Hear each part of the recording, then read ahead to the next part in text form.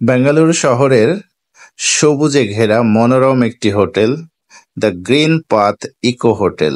এটি New Bell রোডে অবস্থিত। এটি হোটেল লবির দৃশ্য। ছিমছাম সাজানো গোছানো, খুব বেশি হাইফাই নয়, কিন্তু চিত্তাকর্ষক এবং মন শান্ত রাখার জন্য খুব ভালো একটি হোটেল। হোটেল লবিতেই চোখে পড়ল হোটেলের প্রতিষ্ঠাতার ছবি, HR জয়ারাম। ইনি এটার প্রতিষ্ঠাতা, যিনি একজন অর্গানিক কৃষক এবং সবুজ আন্দোলনের একজন জনপ্রিয় লোক।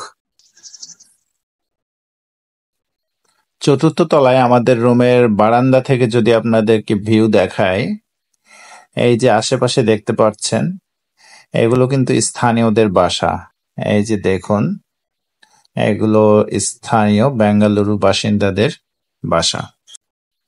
এবং আমার রুম থেকে আমি যদি বের হই, ছাদের একটি অংশ বিশেষ আমি পাই এবং সেখান থেকে চলুন আপনাদেরকে দেখায় আশেপাশের দৃশ্য।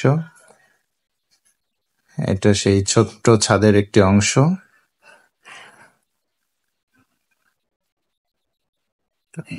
দেখি এখান থেকে আশেপাশের বাড়িগুলো কেমন দেখায়।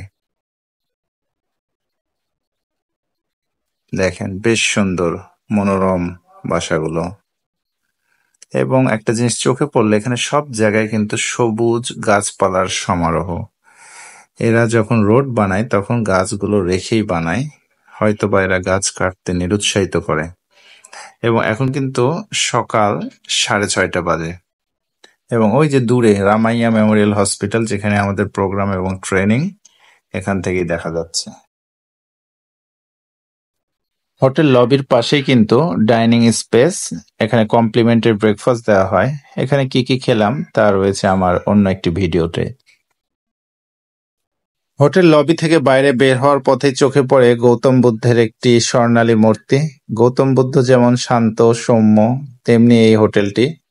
এবং বাম দিকে বাইরে যাওয়ার এই রাস্তাটি দেখুন, কি সুন্দর সবুজে ঘেরা এবং পাথর বিছানো। এবং ডান দিকের এই রাস্তাটিও কিন্তু একই রকম সুন্দর।